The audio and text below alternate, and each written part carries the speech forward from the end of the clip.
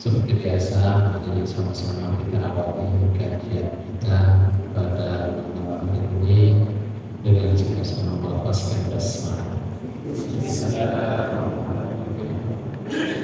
Saya insyaallah pada malam ini karena sudah dekatnya dengan waktu penyembelihan, sudah dekatnya dengan waktu Zulhijjah.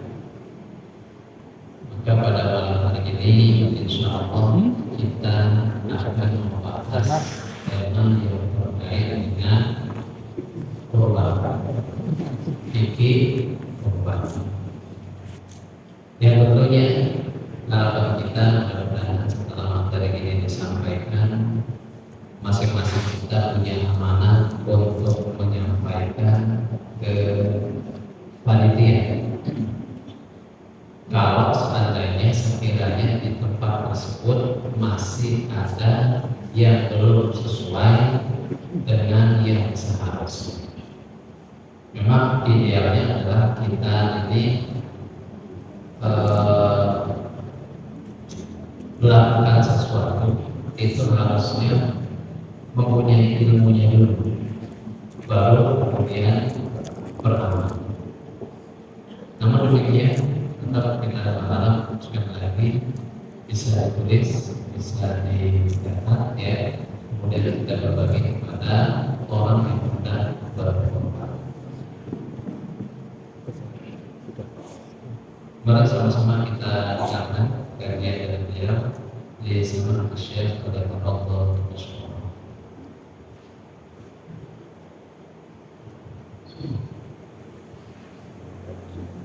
Assalamualaikum warahmatullahi wabarakatuh. Bismillahirrahmanirrahim.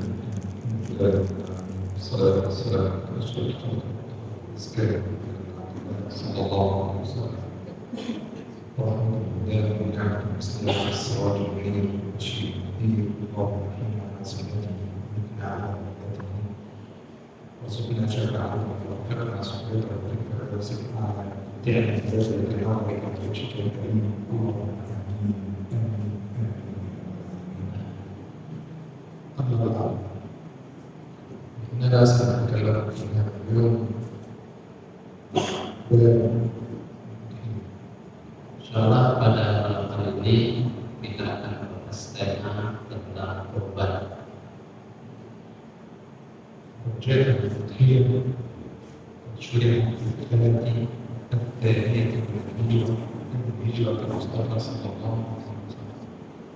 Kurban ini telah disyariatkan pada tahun kedua Hijriah. لما شرعت هي في السنة الثانية من الهجرة والسنة الثانية من الهجرة كانت سنة حال فيها من الاجتماعات الإسلامية. Ketika ini diwajibkan di tahun kedua Hijriah, di saat Hijriah. dan السنة الثانية من الهجرة أمر الله عز وجل المسلمين بصلاة الجمعة. Pada tahun kedua ini Allah perintahkan kepada kaum muslimin melakukan dua sholat Id. ذلك في السنة الثانية من الهجرة فرضت زكاة. Begitu juga pada tahun kedua Hijriah ini diwajibkannya zakat mal. ذلك في السنة الثانية من الهجرة فرض الصيام. Pada tahun kedua pula disyariatkannya puasa Ramadan. ذلك في السنة الثانية من الهجرة فرضت زكاة الفطر. Begitu juga di tahun kedua tahun yang sama diwajibkannya zakat fitrah. كذلك في السنة الثانية من الهجرة دخل النبي صلى الله عليه وسلم السيدة عائشة. Di tahun kedua Hijriah pula Rasulullah SAW mulai tinggal satu rumah dengan Aisyah radhiyallahu anha. كذلك في السنة الثانية من الهجرة تزوج الرسول صلى الله عليه وسلم السيدة حفصة. Di tahun yang sama Rasulullah menikahi Hafsah anak atau putrinya Umar bin Khattab. ذلك في السنة الثانية من الهجرة كان الرسول Begitu juga di tahun yang sama terjadi perang Badar. نسبة للعبادة الإسلامية فشرعت في السنة الثانية Sebab dari ibadah di dalam Islam itu disyariatkan pada tahun kedua Hijriah. Sholat, صلاة العبادة kemudian sholat Idul Fitri dan Idul Adha, الزكاة سواء زكاة المال أو زكاة zakat baik Idul Fitri maupun zakat mal. في السنة الثانية من الهجرة أيضا تحولت البيت بيت المقدس Dan di tahun kedua Hijriah pula terjadi perpindahan kiblat dari Baitul Maqdis ke Ka'bah. في شهر شعبان فقط تحولت البيت Pada bulan Sya'ban itulah terjadi perpindahan kiblat. ثم فرض الصيام Lalu setelah itu kemudian diwajibkannya puasa. ثم فرضت زكاة الفطر Karena puasa terkait dengan zakat fitrah, zakat fitrah maka diwajibkan pula zakat fitrah. ثم فرضت زكاة المال Kemudian zakat mal. هذه الثلاثة فرضت في شهر شعبان مع تحويل القبلة إلى أربع حوادث حدثت في شهر شعبان. Jadi di bulan Sya'ban pada tahun kedua Hijriah itu terjadi 4 hal yang diwajibkan disyariatkan untuk kita. Perubahan kiblat, wajib sholat dan syariat sholat Idul Fitri dan Idul Adha, puasa, zakat fitrah dan zakat mal. في شهر شوال دخل النبي صلى الله عليه وسلم السيدة عائشة Pada bulan Syawal tahun kedua Hijriah, Rasulullah SAW mulai tinggal satu rumah bersama Aisyah radhiyallahu taala. في ذي الحجة Dan pada bulan Zulhijjah, خطب النبي صلى الله عليه وسلم السيدة حفصة Rasulullah SAW melamar putri Umar bin Khattab yang bernama Hafsah. بعدها بشهرين ثلاثة Itu setelah 2 bulan kejadian. هنا خطب النبي صلى الله عليه وسلم السيدة حفصة بنت عمر إرضاء لعمر محبة في عمر بن الخطاب وتقوية لعلاقة النبي صلى الله عليه وسلم في الصحابة Dan itu dilakukan oleh Rasulullah tidak lain untuk menguatkan hubungan dengan para sahabat, dalam hal ini Umar bin Khattab, menguatkan hubungan dan sebagai penghormatan terhadap Umar.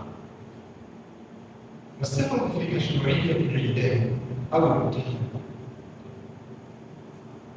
أن النبي صلى الله عليه وسلم لما دخل المدينة وجد اليهود يحتفلون بعيد النيروز Sebab disyariatkannya Id, 2 Id atau dalam hal ini Idul Kurban itu karena ketika Rasulullah SAW masuk kota Madinah, beliau mendapati orang Yahudi sedang merayakan perayaan Nairuz. Dia disebut Nairuz, perayaan yang dilakukan oleh orang Yahudi. عيد النيروز أنا لا أعرف أنتم ماذا تسمونه عندكم في المدينة من يسمى في بلاد العربية يسمونه عيد النسيم Pada bulan April itu perayaan orang Yahudi. Apa disebut bahasa Indonesia kita perayaan apa? Untuk orang Yahudi, ada nggak? Nggak begitu masyhur di kita ya.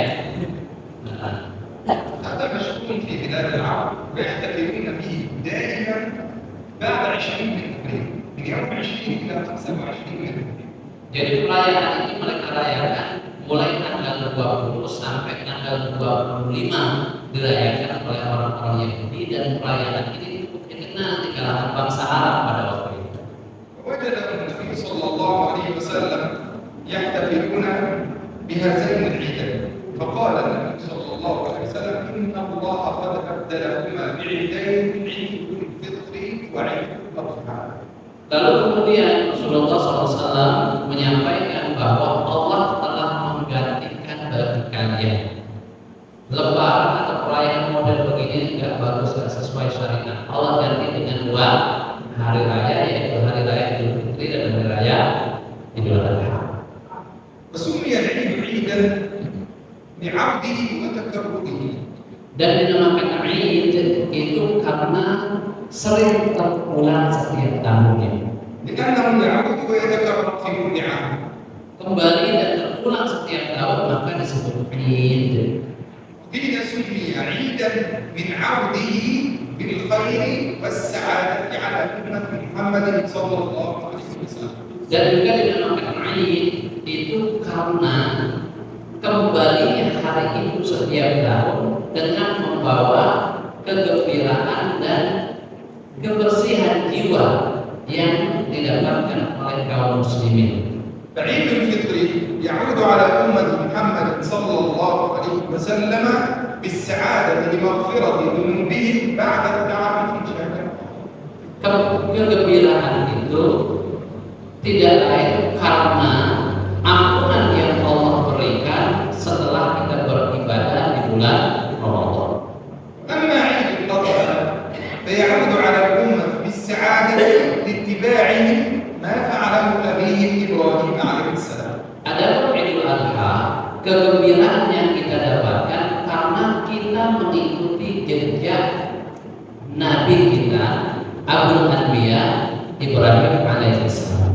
ويعود على الحديث بالمغفرة والعتق من النيران بعد وقوفهم بعرفة وعتق رقباتهم جميعا. Begitupun dengan orang yang melaksanakan ibadah haji, kegembiraan mereka adalah ketika mereka wukuf di Arafah, mereka diampuni dosa-dosanya dan dibebaskan dari neraka. ولو نظرنا في عيد الفطر نجد أنه يأتي بعد أفضل الشهور. Kalau kita perhatikan Idul Fitri itu datangnya setelah bulan-bulan terbaik. ولو نظرنا في عيد الأضحى نجده يأتي بعد أفضل الأيام. Sedangkan di Idul Adha itu perayaan itu datang setelah hari-hari yang terbaik di antara hari yang ada. إذا العيدين يأتون بعد الخير فقالوا لعودهم بالخير على المسلمين سمي عيدا. Maka kedua Id ini datangnya setelah kebaikan-kebaikan, bulan yang terbaik, hari yang terbaik, dan selalu berulang kembali maka disebutlah dengan sebutan Id. أما الأضحية Adapun kurban هي مأخوذ من الضحية. diambil dari kalimat dhahiyah. والضحية هو المقتول ظلما بدون سبب أو المقتول بدون سبب. Ya, maktul biduni sabab, terbunuhnya tanpa sebab, namanya udhiyah. إبراهيم عليه السلام ولذلك أخذ من هذا. إبراهيم عليه السلام كان يضحي بابنه. Kalau kita kembali ke sejarah bagaimana Nabi Ibrahim itu mengorbankan putranya, وابنه لم يفعل أي ذنب. dan padahal anak beliau ini belum pernah melakukan kesalahan, enggak melakukan kesalahan, ولا يوجد سبب لذبحه. dan tidak ada sebab untuk menjadikan Nabi Ibrahim itu mengharuskan beliau memotong anaknya. غير أن رجلا نام بالليل فرأى رؤيا. Hanya saja ketika beliau tidur dan melihat dalam tidurnya, فقام حتى يذبح ابنه من خلال هذه الرؤيا. dalam mimpi itu beliau melihat bahwa beliau diperintahkan untuk menyembelih anaknya. لكن رؤيا الأنبياء حق. Tapi yang perlu kita pahami, apa yang dilihat para nabi di dalam mimpi itu sesungguhnya nyata dan benar, ووحي. dan merupakan bagian dari wahyu. يعني أنت مثلا لا ترى نفسك بالليل تذبح ابنك تقوم من النوم تمسك سكين وتذبح. Dan itu tidak boleh kita lakukan. Ya, kalau kita ada mimpi, dalam mimpi kita melihat anak kita terus kita lakukan, kita bukan nabi. إبراهيم لما رأى رؤيا يذبح ابنه أنا سأذبح ابني وكنت مثلك لا السكين معك لا دليل. Ya, jadi jangan sama Ibrahim mimpinya sama, harusnya sama mengikuti Nabi demikian. هذا وحي من الله لإبراهيم. Nabi Ibrahim itu mimpinya adalah wahyu. لكن أنت أضغاث أحلام. Tapi mimpi kita itu buah apa? Bunga tidur. الأمر الثاني أن الشياطين لا تتسلط على الأنبياء لأن الله قد عصم الأنبياء. Yang kedua, para nabi itu nggak bisa diganggu oleh para syaitan atau iblis karena memang sudah dijaga oleh Allah. لكن بالنسبة إلي أنا وأنت خلاص الشياطين في كل مكان توسوس. إن لم تكن شياطين الجن فإنس موجود. Kecuali berbeda dengan kita, baik saya maupun kita semua nggak lepas dari iblis, setan, nggak dalam bentuk setan, dalam bentuk manusia ada bukan? Ya kan? إذن الشيطان لا يلقي في نفس النبي شيئا. أما أنا وأنت فالشيطان يلقي في أنفسنا أشياء كثيرة. Maka untuk perkara ini Nabi tidak mungkin dibisiki dan diganggu serta diberikan gambaran oleh para syaitan dan iblis ini. Ada manusia biasa seperti kita sangat mungkin. فأنت رأيت ابنك مثلا وأنت تذبحه بالليل في المنام تستيقظ وتقول تدخل عن يسارك ثلاثة ثم تقول أعوذ بكلمات الله التامات من ضربه وعقابه ومن شر عباده ومن همزات الشياطين أن يحضرون. Kita kalau mimpi kayak gitu kan Nabi Ibrahim, kira-kira apa yang harus kita lakukan? Itu termasuk mimpi apa? Kurang baik. Bangun berdoa 3 kali sampai jangan hanya berdoa. Tapi لأن هذه التعامل مع إبراهيم وإسماعيل نبي يتعامل مع نبي. karena apa yang dilakukan oleh Nabi Ibrahim itu adalah kekhususan mereka sesama para nabi. Dan Ismail juga nabi. هذا تعليم لأمة ستأتي بعد ذلك. Dan ini bagian pengajaran untuk umat yang akan datang setelahnya. لا تنتظر حتى تفتح ابنك أن يأتيك كبش من السماء. خلاص انتهت هذه المعجزة خلاص. Jadi لا تعود مرة ثانية. mukjizat tidak akan terulang. Jangan nunggu lagi karena negara kami siap-siap membeli anak kita nunggu biar kami diturunkan dari langit enggak. خلاص انتهينا أنت وأنا في هذه الحالة. في هذه الحالة نتحدث عن إبراهيم عليه السلام نفذ أمر الله سبحانه. Ketika kita berbicara tentang hal ini, Nabi Ibrahim sesungguhnya melaksanakan apa yang diperintahkan oleh Allah Subhanahu wa taala. لماذا نضحي؟ Pertanyaannya adalah untuk apa sih kita berkorban? لأن رسولنا من ولد إسماعيل. Karena Rasul kita itu dari keturunan Ismail. رسول محمد صلى الله عليه وسلم. Muhammad نعدد SAW. النسب هكذا وطبعا لا يمكن أن نعدد النسب الآن أنه طويل. ففي نهايته إسماعيل ابن إبراهيم. Jadi kalau kita sambungkan nasab Nabi kita Muhammad SAW aja sampai nanti kepada Ismail nyambung ke bin Ibrahim. إذا إكراما للأب إسماعيل. Maka kurban itu sebagai penghormatan terhadap syariat Nabi Ibrahim. كذلك أيضا إكراما لرسولنا صلى الله عليه وسلم. Yang kedua juga sebagai penghormatan terhadap Nabi kita Muhammad SAW. النبي صلى الله عليه وسلم برا بوالديه لأن الرسول يسمى ابن الذبيحين. Dan apa yang dilakukan oleh Rasulullah adalah salah satu bentuk bakti kepada kedua orang tuanya atau kepada orang tuanya. Karena Nabi juga disebut Ibnu Dhabihaini, anak dua sembelihan. Maknanya itu apa? ابن الذبيحين. الذبيح الأول إسماعيل. Yang disembelih yang pertama adalah Ismail. والذبيح الثاني عبد الله بن عبد المطلب. Yang kedua adalah Abdullah bin Ibni Abdul Muttalib. لأن عبد المطلب كان لا ينجب ذكورا. Pada waktu itu Abdul Muttalib tidak punya anak laki-laki. فقال لئن أكرمني الله بعشرة من الولد. Lalu kemudian beliau mengatakan kalau saya dikasih 10 anak laki-laki, لأقربن أحدهما إلى الكعبة. maka salah satu di antara ke-10-nya akan saya jadikan wasilah bertakarub di depan Ka'bah. سيذبح واحد منهم للكعبة للآلهة. Jadi akan disembelih untuk Tuhan yang ada di dekat Ka'bah pada waktu itu. هكذا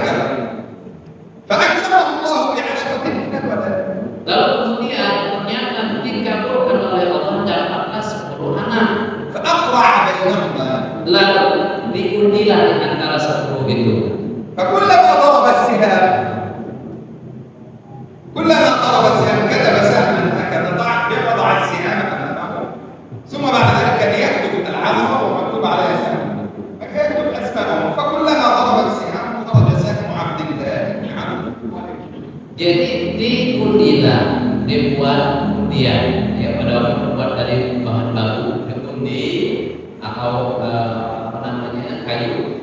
Setiap orang yang dapat itu selalu tertulis namanya, nama bapaknya dari Muhammad Abdullah namanya. فخرج اسم عبد الله بن عبد المطلب فأراد عبد المطلب أن يسمعه. Lalu kemudian karena keluar ini namanya Abdullah bin Abdul Muttalib, maka akan disembelih oleh beliau. فقالت قريش واللات والعزى يا عبد المطلب لا تفعل. Tapi orang-orang Quraisy mencegah, demi Lat dan Uzza yang Muttalib, jangan kau sembelih anakmu, jangan kau lakukan. فإنك إن فعلت صارت شرعة فينا بعد ذلك. Kalau itu kau lakukan, maka ini akan menjadi syariat yang harus diikuti orang-orang setelah kita. كل واحد سيكون عنده 10 من الولد سنذبح منهم واحد. Maka akibatnya setiap anggota keluarga yang punya 10 anak laki-laki harus disembelih satu orang. قال وكيف أفعل؟ قالوا نذهب إلى الكاهنة ونسألها عن ذلك. Lalu kemudian ditanya, solusinya bagaimana kalau nih anak dari sebelum diapain? Nah, kita pergi ke kahin saja pada waktu itu, orang ahli dalam agama mereka. فذهبوا إلى كاهنة بني سعد. Lalu pergilah ketemui. قالت الكاهنة اضربوا السهام. فكلما ضربتم السهام خرج سهم عبد الله تعيد ضرب السهام مرة ثانية، تعيد ضرب السهام مرة ثانية، ثم حتى إذا وصل عدد السهام أن لا يخرج اسمه كان هذا فداء من الإبل. Jadi solusi dari kahin ini, orang yang dituakan dalam perkara ini, dikasih solusi, silakan diundi-undi. Setiap kali keluar nama Abdullah, masuk lagi kundilan sampai keluar nama yang lain. Berkali-kali Abdullah keluar ya, sampai berhenti yang keluar itu bukan namanya Abdullah. Ketika itu berhentilah, dari sini kita bisa mengambil hikmahnya. وهو أن الله عز وجل إذا قال لشيء كن فلم يعطيه. Bahkan di sini pelajarannya adalah kita harus yakin kalau Allah sudah mengatakan kun, fayakun, tidak ada yang bisa menghalang. Inna Allah jannah. Apapun yang Allah perintahkan akan terjadi. Tawakkal 'ala Allah. Tugas kita adalah bertawakal, Lakin bisyarat. tapi dengan syarat tentunya. La tadhunnu billahi dhanna as-su'. Tidak boleh bersukuzon, berburuk sangka kepada Allah. Ibrahim alaihissalam akhadha ibnahu Ismail wa dhahaba bihi ila al-jabal. Nabi Ibrahim setelah mimpi anaknya dibawa yang bernama Ismail naik ke atas bukit, Wa dhahaba bihi ila Mina kemudian dibawa ke Mina. hatta yanharu hunak. Tujuannya apa? Untuk disembelih di sana. في هذه اللحظة الولد يقول لأبيه يا أبي إذا أردت أن تسبحني فدلني على وجهي. Wahai bapakku, kalau memang kau harus menyembelihku, maka jangan sampai mata kita bertatapan, tengkurapkan. حتى لا تقع عيناك في عيني Supaya apa? Supaya kita tidak saling bertatapan. فيأخذك بي رأفة أو رحمة. Karena kita saling menatap akan tumbuh rasa kasihan terhadap saya. فلا تنفذن أمر الله فيما أمرك. Maka engkau tidak akan bisa melaksanakan perintah Rabbmu yang harus menyembelihku. ولذلك القرآن يقول فلما أسلما وتله للجبين. Makanya Al-Quran ketika keduanya sudah berserah diri untuk melaksanakan perintah itu, sudah ditengkurapkan ke Nabi Ismail. وناديناه أن يا إبراهيم. Tapi sebelum sempat tuh pisau nempel di leher, ada yang menyeru, ya Ibrahim, قد صدقت الرؤيا. engkau sudah membenarkan apa yang kau lihat di dalam mimpimu. إنا كذلك نجزي المحسنين. Dan begitulah kami akan membalas orang-orang yang berbuat baik. إن هذا لهو البلاء المبين Ini adalah sebuah ujian yang nyata. وفديناه بذبح عظيم. Maka kami gantikan dengan sembelihan yang besar. ذكر الفاكهي في أخبار مكة فقال Disebutkan dalam akhbar al-Makkah, كان الكبش الذي فدى الله به إسماعيل كبشا كان يرعى في الجنة. yang menjadi gantinya Ismail yang harus disembelih itu adalah seekor domba yang memang dirawat dan dibesarkan di surga. ولذلك العلماء هنا نأتي إلى الأضحية ونبدأ بعد أن عرفنا ما فيها ولماذا شرعت. Setelah kita mengetahui kenapa ini disyariatkan, kita akan masuk ke tema inti lagi. إذا في أمة الإسلام تختلف عن أي أمة. Jadi umat Islam ini berbeda dengan umat yang manapun. النصارى يذبحون Orang Nasrani juga memotong, menyembelih. والمسلمون يذبحون. Orang Muslim juga menyembelih. الفرق بين ذبيحة النصارى وذبيحة المسلمين. Pertanyaannya, apa bedanya penyembelihan orang Nasrani dan penyembelihan orang Muslim? ما الفرق بين هذا وهذا؟ لا تقولوا التسمية بالغير. نحن لا نريد هذا. Jadi jangan ada yang menjawab karena Nasrani menyembelih tidak menyebut nama Allah atau sembelihannya tidak untuk Allah.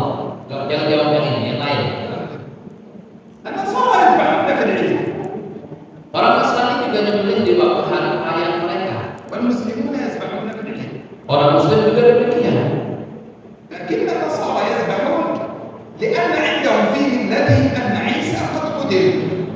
Disinilah kita paham perbedaannya. Orang Nasrani menyembelih itu karena keyakinan mereka bahwa siapa yang sudah dinaikkan Allah, Nabi Isa telah terbunuh. فإذا النصارى يذبحون عندهم لأن عيسى في ملتهم قد قتل، لكن في ملتنا عيسى لم يقتل. Jadi perbedaannya keyakinan mereka bahwa Nabi Isa telah terbunuh, maka mereka menyembelih. Tapi keyakinan kita tidak bahwa Nabi Isa diangkat oleh Allah. بل رفعه الله إليه، كان الله عزيزا حكيما. Dan akan tetapi Allah telah mengangkat Nabi Isa ke langit. وما قتلوه وما صلبوه ولكن شبه لهم. Jadi yang mereka bunuh dan yang mereka salib itu bukan Nabi Isa, tetapi seseorang yang memang dikirimkan dengan Nabi Isa. لكن النصارى يذبحون حزنا على مقتل عيسى. Dan yang kedua, orang Nasrani yang memilih itu karena mereka sedih atas kematian Nabi Isa. إذا النصارى يذبحون حزنا. Jadi orang Nasrani nyembelih kurban itu karena rasa sedih. والمسلمون يذبحون فرحا. Sedangkan orang Muslim nyembelih kurban itu karena rasa gembira, senang. فرحا بنجاة نبي الله إسماعيل. Kenapa senang? Karena keberhasilan selamatnya Nabi Ibrahim dari dibeli anaknya. فرحا بأبو النبي صلى الله عليه وسلم. Ya. Juga bahagia senang terhadap ayah Nabi Muhammad yang tidak jadi disembelih. فرحا أيضا بماذا؟ بأنه لو قتل إسماعيل وقتل عبد الله ما جاء محمد صلى الله عليه وسلم. Yang ketiga kebahagiaan itu adalah kalau seandainya Nabi Ismail jadi disembelih, Abdullah bin Abdul Muttalib jadi disembelih, tak akan ada Nabi Muhammad. إذا الأبوين الذين جاء من نسلهم النبي صلى الله عليه وسلم لو مات لجاء محمد صلى الله عليه وسلم. Jadi keduanya tadi kan keturunan nasabnya Nabi kan Abdullah kemudian bertemu ke Ismail, keduanya kan mau disembelih, mau dikurban. Alhamdulillah Allah selamatkan sehingga hadir Nabi Muhammad sallallahu alaihi wasallam. طيب كذلك يذبح المسلمون فرحا لأن الله يغفر لهم ذنوبهم جميعا بهذه الذبيحة. Yang kedua, kegembiraan itu adalah dengan adanya pemotongan kurban, orang yang berkurban itu dosanya diampuni oleh Allah. عن جابر بن عبد الله رضي الله عنه قال Dari Jabir bin Abdullah radhiyallahu anhu berkata, أمرنا رسول الله صلى الله عليه وسلم بالأضحية. Rasulullah SAW memerintahkan kami untuk melakukan kurban, menyembelih hewan kurban. فصلى العيد Lalu kemudian sholat Id. ثم رجع إلى بيته ليضحي. Lalu kemudian pulang ke rumahnya untuk memotong hewan kurban. أقرنين أملحين. Rasulullah pada waktu itu menyembelih 2 ekor domba yang warnanya putih yang sudah bertanduk. كبشين أقرنين أملحين. Temu الكبش ليس الكندة، ليس الكبش منوع من الأموال. kambing, kambing ya. خلاص ليس الدم، الدم ليس كبش. kambing. يسمى جيل. Gitu. نعم. Kambing. Tapi نحن عندنا الضأن اسمين. kata beliau dalam bahasa Arab, ini beda bahasa Arab dan bahasa Indonesia ya. Karena saya dapati kabsa itu diterjemah domba. Betul. محمد الجواد أنا لا أعرف. Lah, maaf benar. طيب. بالنسبة إلى العربي الضأن نوعان. Atau kata beliau ada 2 jenis kambing. الذكر الصغير منه يسمى غنم أو خروف. Yang jantan yang agak kecil itu disebut khauf, kambing. والكبير منهم يسمى كبش. Yang kambing besar, kalau kambing besar, kambing Jawa, kambing besar, itu disebut kabsun dalam bahasa Arab. طيب. والأنثى تسمى نعجة صغيرة وكبيرة. Mas, bahasa Arabnya satu, sama kambing sama tapi berbeda. Yang betina disebut kabsun. الكبش للذكر والأنثى نعجة. Yang betina mau dia besar mau kecil namanya na'jatun. Makanya kan orang kalau menerjemahkan ini agak bingung قال ya. في القرآن إن هذا أخي له 99 نعجة ولي نعجة واحدة. Dalam Al-Quran ada kalimat na'jatun. Nah, kita paham apa na'jat?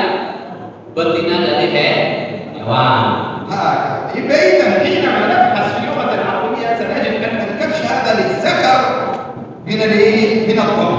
Maka al-kabsu kalau kita mendengar kata ini menandakan bahwa itu hewan jantan dari jenis kambing. أما النعجة فهي للأنثى. Ada na'jah itu untuk yang betina. ركز معي حتى تعرف ماذا ضاق النبي صلى الله عليه وسلم. Nah, kita perlu fokus kata beliau supaya tahu yang dikurbankan Nabi itu apa. نأتي للمعز. والمعز نوعين. Nah, sekarang ma'zi ada 2 jenisnya. الذكر يقال له جدي. Yang jantan disebut jidyun. Apa itu? والأنثى يقال لها عنزة أو معزة. Yang betina disebut ma'zatun أو عنزة. anzatun. فإذا إذا الدنبة شيء والتنبيه شيء. Walaupun dia bisa bahasa Indonesia, jadi kambing sendiri hukumnya, domba sendiri, karena masing-masing ada sebutannya. Nanti domba yang kedua, yang pertama tadi kambing. Ya. إذا ضحى النبي صلى الله عليه وسلم بكبشين. إذا كان بيجي بساي. Saya pernah besar, kambing besar, tanduk. تندر. خلاص تندر. Kambing besar yang sudah bertanduk. إذا أول شيء ضحى النبي صلى الله عليه وسلم بكبشين أقرنين أملحين. الأملح اختلف فيه العلماء، قالوا بياض من سواد. قالوا هو الكبش الأبيض. Jadi kriteria yang dikurbankan Nabi itu 1 jantan, kambing jantan, 2 besar, 3 bertanduk, 4 sampai warna bulunya disebutkan. A warna putih atau putih kehitaman. Itu yang terbaik. ثم قال النبي صلى الله عليه وسلم فضحى أولا عن نفسه. Maka disinilah Rasulullah yang pertama itu beliau berkorban atas nama beliau. ثم قال اللهم إن هذا منك وإليك. Lalu beliau berdoa, makanya yang suka jaga ini, yang suka dibeli, dihafalkan doanya. Ya Allah, ini darimu dan untukmu, ini darimu. هذا عن محمد Kurban ini dari Muhammad وآل محمد. dan keluarga Muhammad. فقال لفاطمة يا فاطمة، كانت فاطمة تجلس بعيدا ولم تنظر إلى الأضحية، فقال لها يا فاطمة قومي فاشهدي أضحيتك. Ya. Kan tadi ini dari Muhammad dan keluarga Muhammad. Fatimah jauh, nggak bisa melihat, nggak duduk. Lalu Nabi berseru, wahai Fatimah, berdirilah mendekat, saksikan hewan kurbanmu akan disembelih. فإن الله يغفر لأهل البيت عند أول قطرة دم تنزل من الذبيحة. Sesungguhnya kata Nabi, Allah akan mengampuni ahlul baiti, keluarga yang berkorban. Suami korban ikutkan keluarga semuanya. Kapan itu diampuni? Sebelum darah menetes ke tanah, satu keluarga yang berkorban itu sudah diampuni dosanya oleh Allah. كل أهل البيت، كل أهل البيت، Seluruh anggota keluarga, كلهم semuanya tak terkecuali. لا يوجد أحد منهم إلا وقد غفر الله عز وجل مهما فعل مهما فعل. Jadi inilah keuntungan berkorban. Ikutkan keluarga, maka seluruh anggota keluarga yang ikut sertakan atas nama keluarga Muhammad kan akan diampuni dosanya. ولذلك النبي صلى الله عليه وسلم لما سأل ربه، Karenanya Nabi ketika beliau meminta bermunajat kepada Allah Subhanahu wa taala في يوم عرفة pada hari Arafah, سؤالا أخذ يدعو النبي صلى الله عليه وسلم، dalam doanya beliau mengharap bermohon bermunajat kepada Allah Subhanahu wa taala. ثم بعد تضرعه صلى الله عليه وسلم قام وانصرف إلى مزدلفة. Setelah beliau berdoa dengan khusyuknya, beliau bangun dan melanjutkan perjalanan ke Muzdalifah. أخذ رسول الله صلى الله عليه وسلم يدعو لأمته، Lalu kemudian kembali berdoa dan mendoakan umatnya lagi. فأخذ يدعو ويدعو وعمر يسمع دعاء النبي صلى الله عليه وسلم. Berdoa terus sampai Umar mendengar doa Rasulullah Sallallahu Alaihi Wasallam. ثم تبسم النبي صلى الله عليه وسلم. Lalu kemudian Rasulullah tersenyum. ثم قال عمر يا رسول الله رأيتك تدعو ربك وتسأل لأمتك ثم تتبسم. Lalu Umar bertanya, ya Rasulullah, saya melihatmu mendoakan umatmu. Setelah itu kok engkau tersenyum? Ada apa gerangan? فقال يا عمر سألت ربي مسألة فأعطاني جزءا منها. Ya Umar, sesungguhnya aku meminta kepada Allah masalah-masalah yang cukup banyak, kemudian Allah berikan sedikit dari itu. فسألته مسألة نفس المسألة لأمتي في المزدلفة فأعطاني إياها كاملة. Padahal saya hanya meminta pada waktu itu umatku yang sedang berada di Muzdalifah. Ternyata Allah Maha Rahman Maha Rahim, tidak hanya umat yang di Arafah, tapi seluruh umat Nabi Muhammad dikasih semua. فتبسمت يا عمر لما رأيت الشيطان يفر ويحصل التراب على رأسي لما أعطاني ربي مسألة لأمتي. Aku tersenyum, wahai Umar, apakah engkau tahu? Itu karena saya menyaksikan setan berlari pada waktu itu sambil meletakkan debu di atas kepalanya, karena Allah sudah memberi apa yang aku minta untuk umatku ini. قال وما هي يا رسول الله؟ Maka balik penasaran, apa sih Rasul yang kau minta? أولا تخبرني؟ Dan mau kasih tahu saya, kata Umar. قال لا يا عمر Apa kata Rasul? Tidak, wahai Umar. حتى لا يتكاسلوا من بعد. Supaya apa? Supaya mereka tidak malas-malasan kalau saya sudah tidak ada lagi, kata Rasul. لو أنتم عرفتم ما دعا به النبي صلى الله عليه وسلم كله كان سيتكاسل وينام وسيدخل الجنة. Kalau kita tahu semua apa yang diminta Nabi pada waktu itu, kita semua akan malas-malasan ibadah.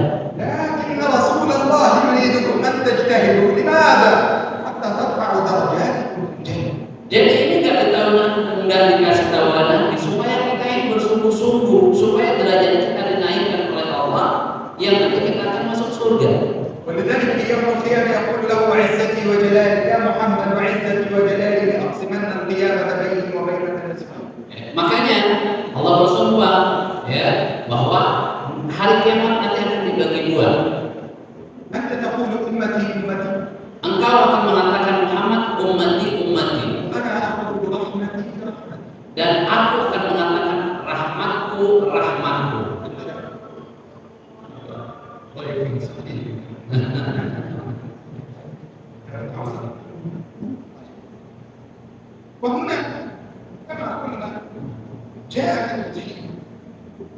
عبد الله عز وجل إسماعيل عليه السلام فإن الله يغفر الذنوب ثم طلب النبي صلى الله عليه وسلم بأضحية. Itu yang pertama, hewan pertama. Lalu kemudian Nabi melanjutkan yang kita agak singkat ya, memotong yang kedua. Bismillah. Hewan yang kedua, kambing yang kedua, beliau apa? Bismillah, dengan nama Allah. Allah Akbar, Maha Besar. Ya Allah, sesungguhnya ini darimu dan akan kembali kepadamu. Ya Allah, ini sembelihan darimu dan dari umatku yang belum bisa berkorban.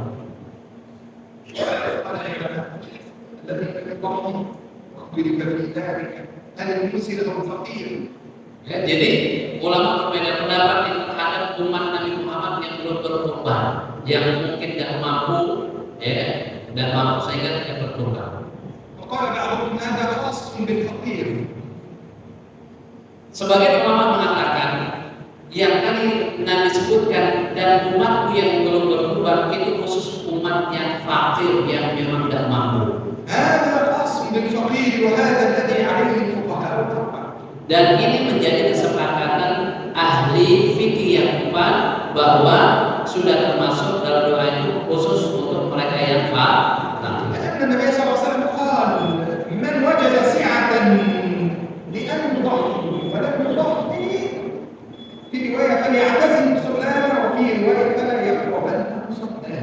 Karena ada dalil yang lain yang menyatakan barang siapa yang mampu punya keluasan rezeki kemudian tidak mau berkorban hendaknya dia menjauhi atau tidak boleh dekat-dekat musola kami. هناك رأي يقول تشمل الموسر والفقير لأن الحديث عام اللهم إن هذا عني وعن من لم يضحي. Pendapat yang kedua mengatakan bahwa terkait dengan umat ini itu umum, baik yang punya kemampuan atau yang fakir sudah termasuk dikurbankan oleh Nabi dan dari umatku yang belum berkorban. Lakin رد على هذا الرأي كما رد العلي على شرحه لسنن أبي داود فقال. Tapi pendapat ini dijawab di dalam Sunan Abi Daud.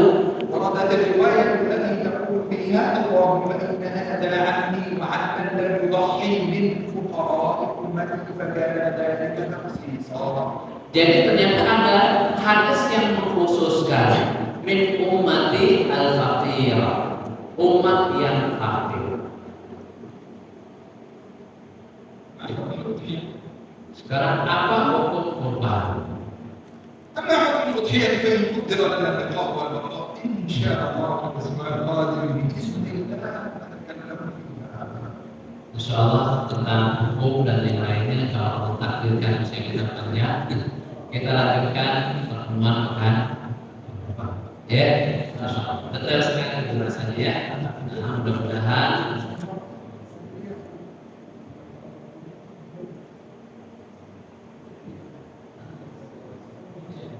jadi pekan depan itu iklannya pakai kurban, ya insyaallah.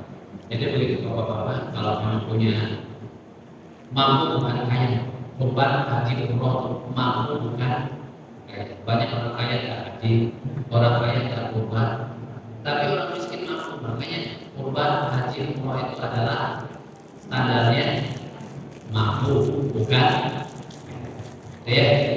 Baik, kita tutup dengan doa kafaratul majlis. Subhanallah wa bihamdika asyhadu an la ilaha illa anta astaghfiruka wa atubu ilaik. Assalamualaikum warahmatullahi wabarakatuh.